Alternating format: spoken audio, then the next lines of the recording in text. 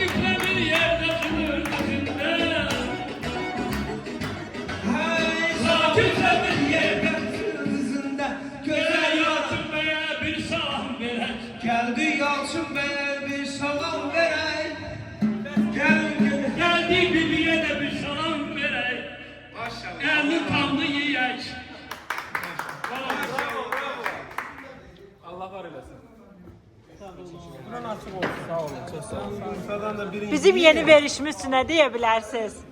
Benim çok hoşuma geldi doğrudan. İlk defa da olurum bu verilişte. Ama o kadar rahat, serbest. İnşallah tez olacaksınız. Adama hoşlar. Olsam da böyle bu həyatlarımızla olabilirim. Zabit müəllim. O, Tərana xanım, doğru. Yox, verişimiz haqqında nə demək istəyirsiniz? Mən havadan biraz yuxarı. Can, var olun.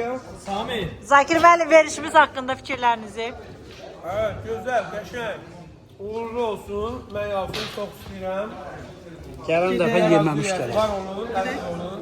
Tərana xanım, çox sağ olun. Foto çəkdik.